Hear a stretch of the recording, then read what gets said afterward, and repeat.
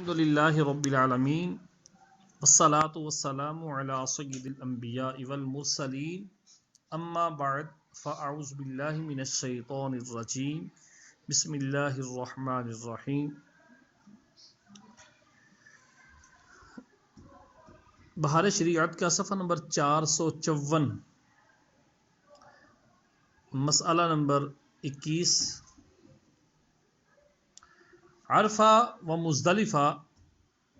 اس حکم سے مستثنا ہے۔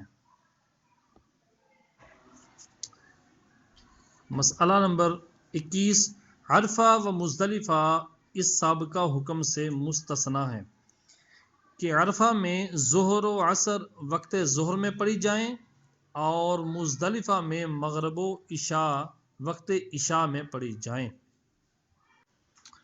اوقات مکروہہ طلوع غروب و نصف النہار، ان تین وقتوں میں کوئی نماز جائز نہیں، نہ فرض، نہ واجب، نہ نفل، نہ ادا، نہ قضا۔ یوں ہی سجدہ تلاوت و سجدہ سہو بھی جائز نہیں، البتہ اسی روز اگر عصر کی نماز نہیں پڑھی تو اگرچہ آفتاب ڈوبتا ہو پڑھ لے، مگر اتنی تاخیر کرنا حرام ہے۔ حدیث میں اس کو منافق کی نماز فرمایا۔ طلوع سے مراد آفتاب کا کنارہ ظاہر ہونے سے اس وقت تک ہے کہ اس پر نگاہ کا خیرہ یعنی نگاہ خیرہ ہونے لگے، نگاہ جمنے لگے، جس کی مقدار کنارہ چمکنے سے 20 منٹ تک ہے، اور اس وقت سے کہ آفتاب پر نگاہ ٹھہرنے لگے ڈوبنے تک غروب ہے، یہ وقت بھی 20 منٹ ہے۔ نصف النہار سے مراد نصف النہار شرعی سے نصف النہار حقیقی یعنی آفتاب ڈھلکنے تک ہے، جس کو دحوہ کبریٰ کہتے ہیں، یعنی طلوع فجر سے غروب آفتاب تک آج کا جو وقت ہے اس کے برابر برابر دو حصے کریں۔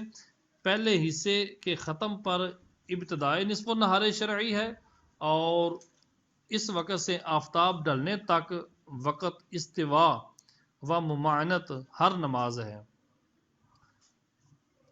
نمبر 22 عوام اگر صبح کی نماز آفتاب نکلنے کے وقت پڑھیں تو منع نہ کیا جائے۔ نمبر 23 جنازہ اگر اوقات ممنوعہ میں لایا گیا تو اسی وقت پڑھیں، کوئی کراہت نہیں۔ کراہت اس صورت میں ہے کہ پہلے سے تیار ہے، موجود ہے، اور تاخیر کی یہاں تک کہ وقت کراہیت آ گیا۔ نمبر 24 ان اوقات میں آیت سجدہ پڑھی تو بہتر یہ ہے کہ سجدے میں تاخیر کرے یہاں تک کہ وقت مکروہ جاتا رہے، اور اگر مکروہ وقت میں ہی کر لیا تو بھی جائز ہے، اور اگر وقت غیر مکروہ میں پڑھی تھی تو وقت مکروہ میں سجدہ کرنا مکروہ تحریمی ہے۔ نمبر 25 ان اوقات میں قضا نماز جائز نہیں، اور اگر قضا شروع کر لی تو واجب ہے کہ توڑ دے اور وقت غیر مکروہ میں پڑھے، اور اگر توڑی نہیں اور پڑھ لی تو فرض ساقط ہو جائے گا اور یہ گناہ گار ہوگا۔ نمبر 26 کسی کو خاص ان اوقات میں نماز پڑھنے کی نظر مانی، کسی بندے نے انہی تین وقتوں کے اندر کوئی نماز پڑھنے کی منت مان لی یا مطلقاً نماز پڑھنے کی منت مانی، دونوں صورتوں میں ان اوقات میں اس نظر کا پورا کرنا جائز نہیں، بلکہ وقت کامل میں اپنی منت اپنی نظر پوری کرے۔ نمبر 27 ان وقتوں میں نفل نماز شروع کی تو وہ نماز واجب ہو گئی، مگر اس وقت پڑھنا جائز نہیں، لہٰذا واجب ہے کہ توڑ دے اور وقت کامل میں قضا کرے، اور اگر پوری کر لی تو گناہ گار ہوا اور اب قضا واجب نہیں۔ نمبر 28 جو نماز وقت مباح یا مکروہ میں شروع کر کے فاسد کر دی تھی اس کو بھی ان اوقات میں پڑھنا جائز نہیں۔ نمبر 29 ان اوقات میں تلاوت قرآن مجید بہتر نہیں، بہتر یہ ہے کہ ذکر و درود شریف میں مشغول رہے۔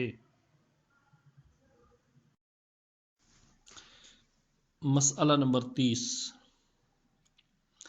12 وقتوں میں نوافل پڑھنا منع ہے، اور ان کے بعض یعنی ان 12 میں سے جو نمبر 6 ہے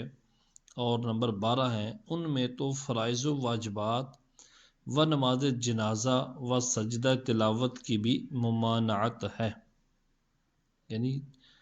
یہ جو 12 وقت آئیں گے ان کے اندر چھٹا وقت اور 12واں وقت جو ہے ان میں فرض واجب نماز جنازہ اور سجدہ تلاوت بھی نہیں کر سکتے۔ نمبر 1، طلوع فجر سے طلوع آفتاب تک، جب طلوع فجر ہو جائے اس وقت سے لے کر سورج کے نکلنے تک کہ اس درمیان میں سوائے 2 رکعت سنت فجر کے کوئی نفل نماز جائز نہیں۔ نمبر 31، اگر کوئی شخص طلوع فجر سے پہلے نماز نفل پڑھ رہا تھا، 1 رکعت پڑھ چکا تھا کہ فجر طلوع کر آئی،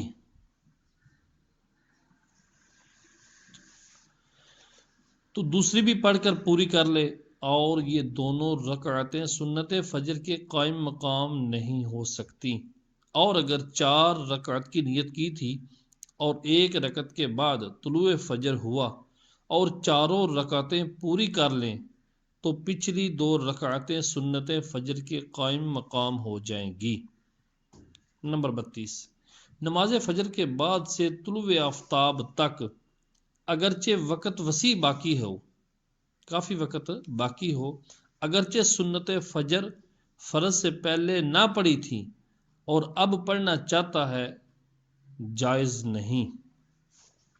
نمبر 33، فرض سے پہلے سنت فجر شروع کر کے فاسد کر دی تھی، توڑ دی کسی وجہ سے، اور اب فرض کے بعد ان سنتوں کی قضا پڑھنا چاہتا ہے تو یہ جائز نہیں۔ نمبر 2، دوسرا وقت، اپنے مذہب کی جماعت کے لیے اقامت ہوئی تو اقامت سے ختم جماعت تک نفل و سنت پڑھنا مکروہ تحریمی ہے، البتہ اگر نماز فجر قائم ہو چکی اور جانتا ہے کہ سنت پڑھے گا جب بھی جماعت مل جائے گی اگرچہ قعدہ میں شرکت ہوگی، تو حکم ہے کہ جماعت سے الگ اور دور سنت فجر پڑھ کر شریک جماعت ہو، اور جو جانتا ہے کہ سنت میں مشغول ہوگا تو جماعت جاتی رہے گی اور سنت کے خیال سے جماعت ترک کی، یہ ناجائز و گناہ ہے، اور باقی نمازوں میں اگرچہ جماعت ملنا بھی معلوم ہو سنتیں پڑھنا جائز نہیں، یعنی جب جماعت کھڑی ہو جائے اقامت ہو جائے باقی نمازوں کے لیے تو جماعت ملنے کا اگر معلوم بھی ہو تب بھی سنتیں شروع کرنا جائز نہیں۔ نمبر 3، نماز عصر سے آفتاب زرد ہونے تک، عصر کے فرض پڑھ چکا، اب آفتاب کے زرد ہونے تک نفل منع ہے، نفل شروع کر کے توڑ دی تھی، نفل نماز شروع کر کے توڑ دی تھی، اس کی قضا بھی اس وقت میں منع ہے، اور پڑھ لی تو کافی نہیں ہے، قضا اس کے ذمہ سے ساقط نہیں ہوئی۔ نمبر 4، غروب آفتاب سے فرض مغرب تک، یہ جو درمیان میں وقفہ ہے سورج غروب ہونے سے لے کر نماز مغرب کے فرض ادا کرنے تک، یہ جو درمیان میں وقفہ ہے ان وقفے کے اندر کوئی نفل نماز جائز نہیں، البتہ امام ابن الحمام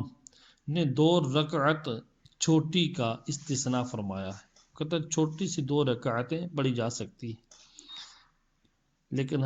فتویٰ وہی ہے کہ مکروہ ہے۔ جس وقت امام اپنی جگہ سے خطبہ جمعہ کے لیے کھڑا ہوا اس وقت سے فرض جمعہ ختم ہونے تک نفل نماز مکروہ ہے، یہاں تک کہ جمعہ کی سنتیں بھی۔ نمبر 6، عین خطبہ کے وقت اگرچہ پہلا ہو یا دوسرا، اور جمعہ کا ہو یا خطبہ عیدین کا، یا کسوف کا ہو یا استسقاء کا، حج و نکاح کا ہو، ہر نماز حتیٰ کہ قضا بھی جائز نہیں، مگر صاحب ترتیب کے لیے خطبہ جمعہ کے وقت قضا کی اجازت ہے، یعنی اس کی اگر نماز رہتی ہے فجر والی صاحب ترتیب کی تو خطبہ جمعہ شروع ہو گیا تو وہ اپنی قضا نماز پڑھ سکتا ہے۔ مسئلہ نمبر 34، جمعہ کی سنتیں شروع کی تھی کہ امام خطبے کے لیے اپنی جگہ سے اٹھا چاروں رکعتیں پوری کر لے۔ نمبر 7،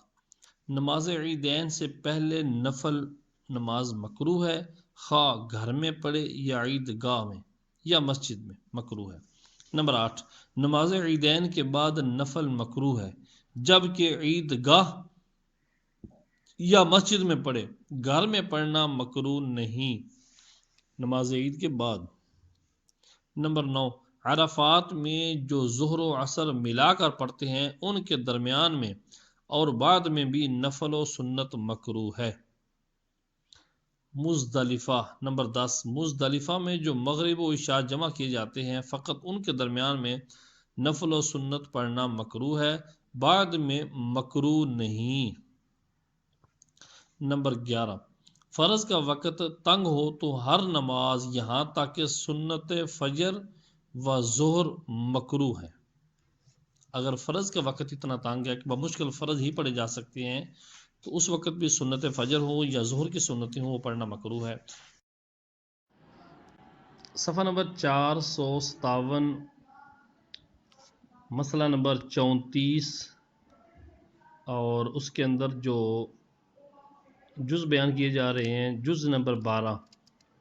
جس بات سے دل بٹے اور دفع کر سکتا ہو، اس چیز کو دور کر سکتا ہو تو اسے بے دفع کیے ہر نماز مکروہ تحریمی ہے، مثلا پاخانہ یا پیشاب یا ریاح کا غلبہ ہو، مگر جب وقت جاتا ہو، تھوڑا وقت ہو تو اس نماز کو پڑھ لے اور بعد میں اس کو پھیرے، دوبارہ پڑھے۔ یوں ہی کھانا سامنے آ گیا اور اس کی خواہش ہو، غرض کوئی ایسا امر درپیش ہو جس سے دل بٹے، خشوع میں فرق آئے، ان وقتوں میں بھی نماز پڑھنا مکروہ ہے۔ نمبر 35، فجر اور ظہر کے پورے وقت اول سے آخر تک بلا کراہت ہے، ان میں کوئی مکروہ والا وقت نہیں، یعنی یہ نمازیں اپنے وقت کے جس حصے میں پڑھی جائیں گی اصلاً مکروہ نہیں ہیں۔ یہاں سے صاحب بہار شریعت صفحہ نمبر 457 سے آذان کا بیان فرماتے ہیں۔ اللہ تبارک و تعالی قرآن کریم کے اندر ارشاد فرماتا ہے، وَمَنْ أَحْسَنُ قَوْلًا مِّمَّنْ دَعَا إِلَى اللَّهِ وَعَمِلَ صَالِحًا وَقَالَ إِنَّنِي مِنَ الْمُسْلِمِينَ، اس سے اچھی کس کی بات جو اللہ کی طرف بلائے اور نیک کام کرے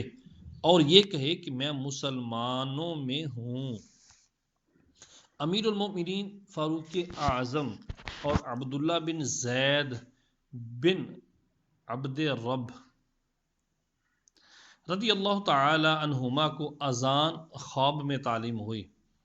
حضور اقدس صلی اللہ تعالی علیہ وآلہ وسلم نے فرمایا یہ خواب حق ہے،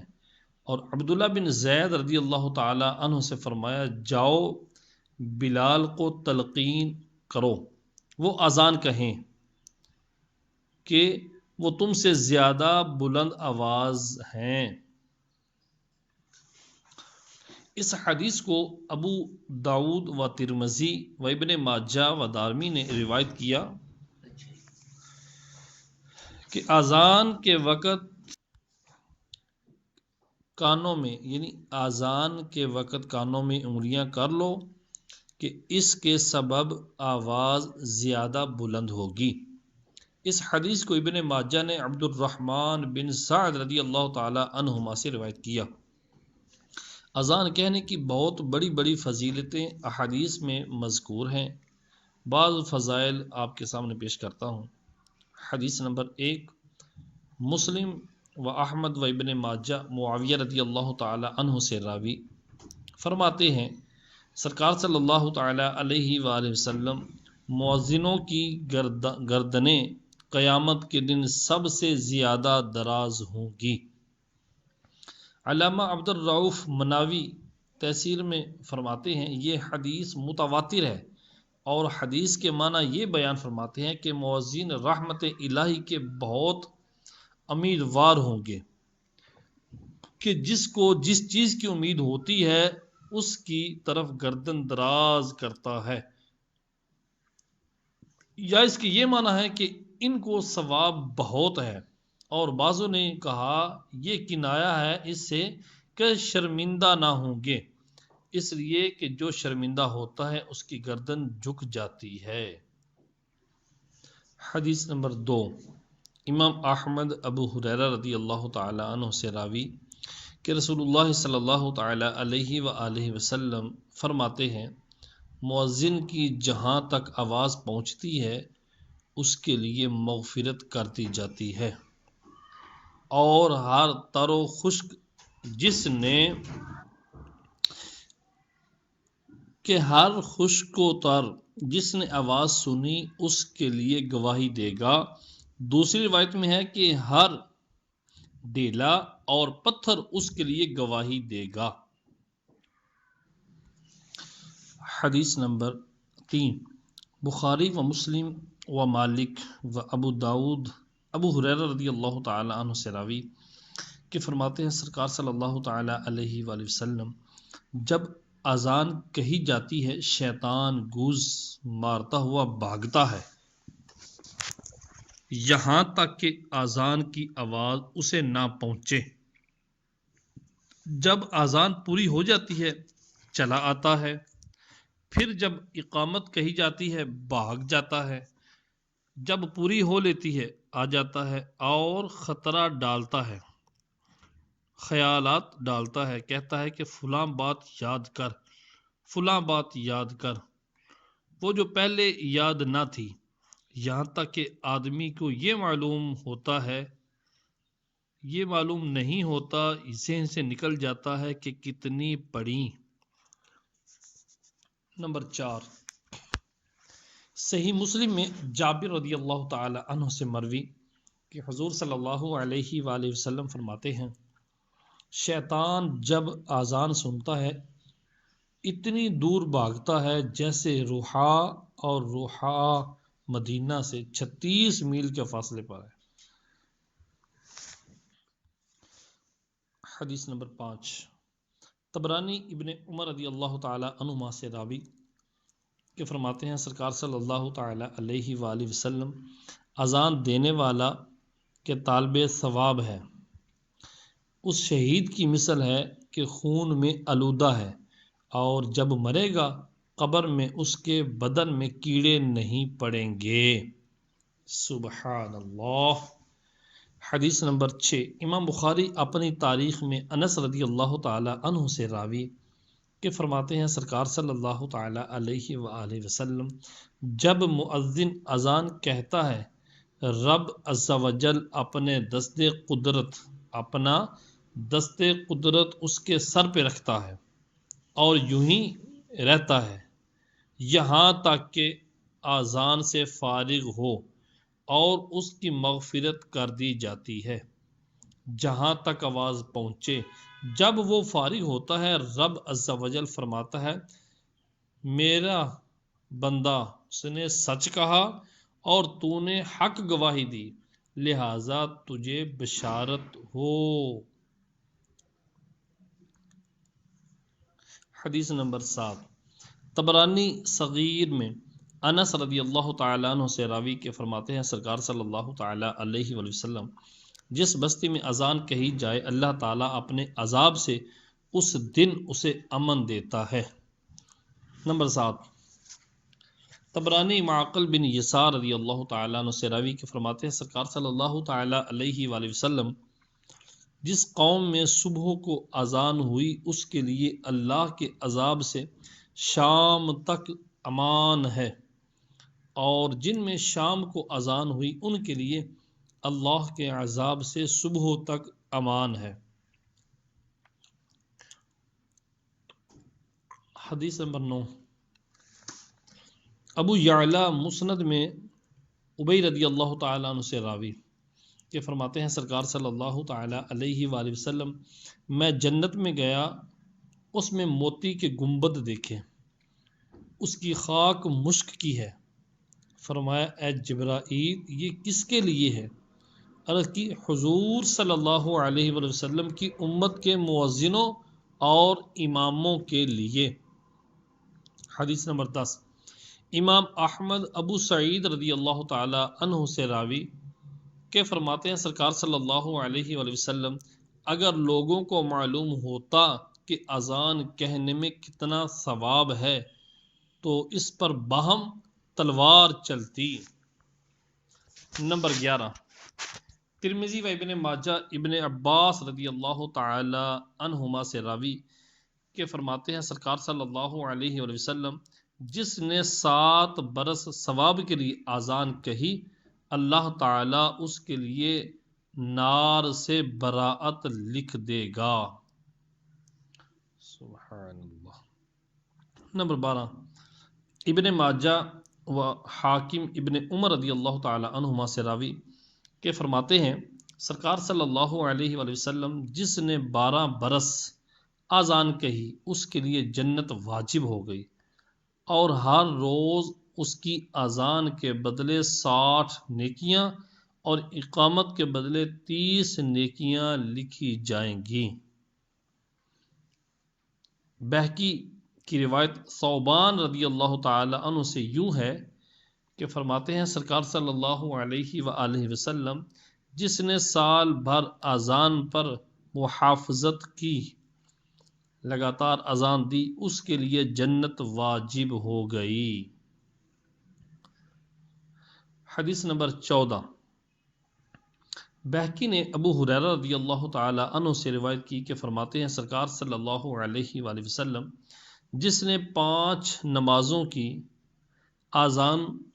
ایمان کی بنا پر ثواب کے لیے کہی اس کے جو گناہ پہلے ہوئے ہیں معاف ہو جائیں گے، اور جو اپنے ساتھیوں کی 5 نمازوں میں امامت کرے ایمان کی بنا پر ثواب کے لیے اس کے جو گناہ پیشتر ہوئے پہلے ہوئے معاف کر دیے جائیں گے۔ سبحان اللہ۔ حدیث نمبر 15، ابن عساکر انس رضی اللہ تعالیٰ عنہ سے راوی کے فرماتے ہیں سرکار صلی اللہ علیہ وآلہ وسلم جو سال بھر اذان کہے اور اس پر اجرت طلب نہ کرے قیامت کے دن بلایا جائے گا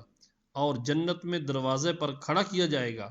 اور اسے کہا جائے گا جس کے لیے تو چاہے شفاعت کر۔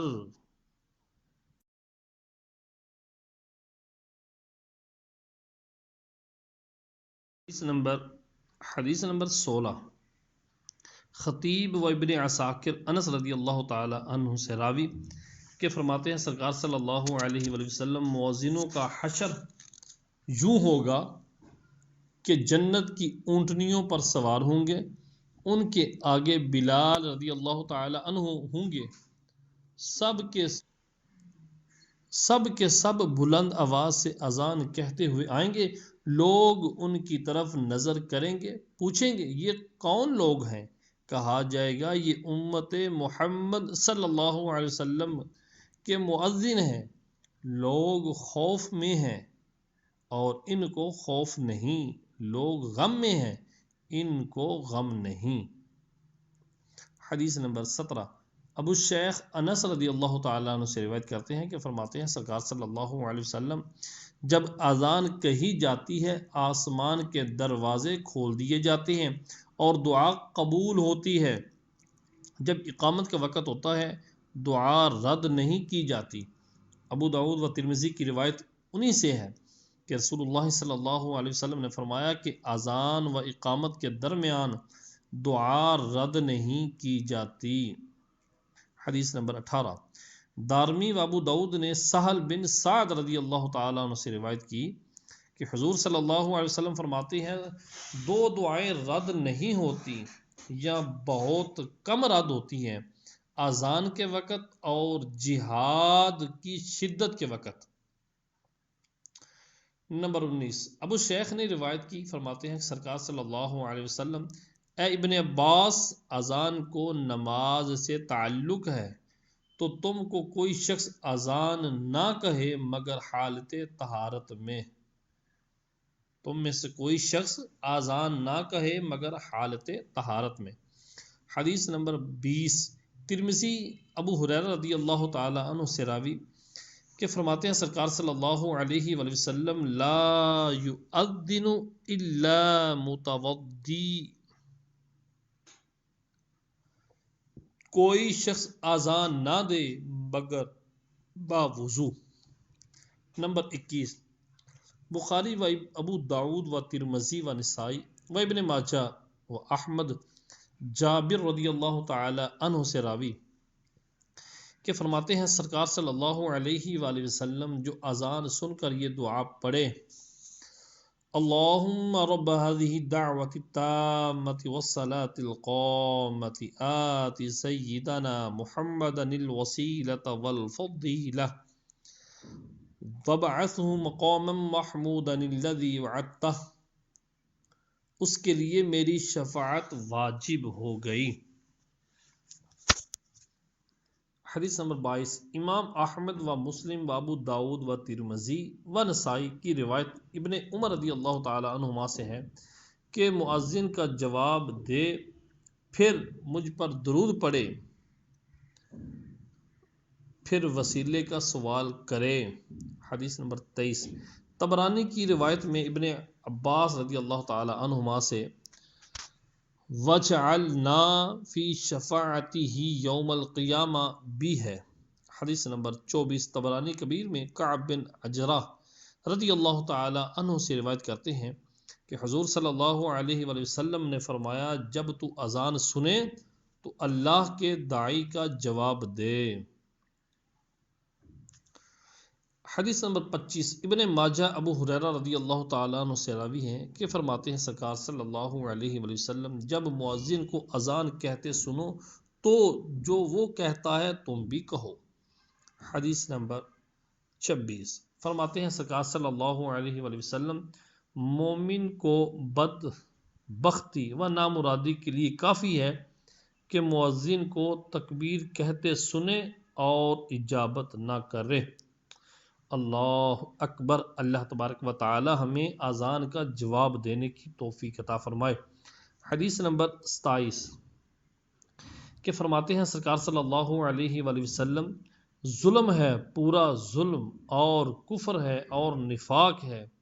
یہ کہ اللہ کے منادی کو اذان کہتے سنے اور حاضر نہ ہو۔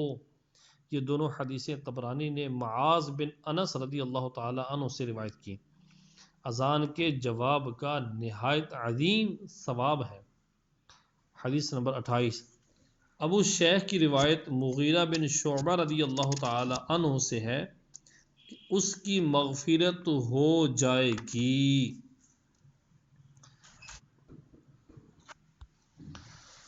حدیث نمبر 29 ابن عساکر نے روایت کی کہ رسول اللہ صلی اللہ علیہ وسلم نے فرمایا، اے گروہ زنان، جب تم بلال کو اذان و اقامت کہتے سنو تو جس طرح وہ کہتا ہے تم بھی کہو کہ اللہ تعالیٰ تمہارے لیے ہر کلمہ کے بدلے 1,00,000 نیکی لکھے گا اور 1000 درجے بلند فرمائے گا اور 1000 گناہ مٹا دے گا۔ عورتوں نے عرض کی، یہ تو عورتوں کے لیے ہے، مردوں کے لیے کیا ہے؟ فرمایا، مردوں کے لیے دگنا۔ حدیث نمبر 30 طبرانی کی روایت میمونہ رضی اللہ تعالی عنہا سے ہے کہ عورتوں کے لیے ہر کلمہ کے مقابل 10,00,000 درجے بلند کیے جائیں گے۔ فاروق اعظم رضی اللہ تعالیٰ عنہ نے عرض کی، یہ عورتوں کے لیے، مردوں کے لیے کیا ہے؟ فرمایا، مردوں کے لیے دگنا۔ نمبر 31 حاکم و ابو نعیم ابو ہریرہ رضی اللہ تعالیٰ عنہ سے راوی کہ حضور صلی اللہ علیہ وآلہ وسلم نے فرمایا، مؤذن کو نماز پڑھنے والے پر 220 حسنہ زیادہ ہیں مگر وہ جو اس کی مثل کہے، اور اگر اقامت کہے تو 140 نیکی ہے مگر وہ جو اس کی مثل کہے۔ نمبر 32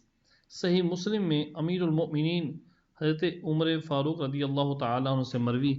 فرماتے ہیں کہ رسول اللہ صلی اللہ علیہ وسلم نے فرمایا جب مؤذن اذان دے تو جو شخص اس کی مثل کہے اور جب وہ حی علی الصلاۃ حی علی الفلاح کہے تو یہ لا حول ولا قوت الا باللہ کہے جنت میں داخل ہوگا۔ حدیث نمبر 33 ابو داؤد و ترمذی و ابن ماجہ نے روایت کی زیاد بن حارث صدائی تو یہ لا حول ولا قوت الا باللہ کہے جنت میں داخل ہوگا۔ حدیث نمبر 33 ابو داؤد و ترمذی و ابن ماجہ نے روایت کی کہ زیاد بن حارث صدائی رضی اللہ تعالیٰ عنہ کہتے ہیں نماز فجر میں رسول اللہ صلی اللہ علیہ وسلم نے اذان کہنے کا مجھے حکم دیا، میں نے اذان کہی، بلال رضی اللہ تعالیٰ عنہ نے اقامت کہنی چاہی، فرمایا صدائی نے اذان کہی اور جو اذان دے وہی اقامت کہے۔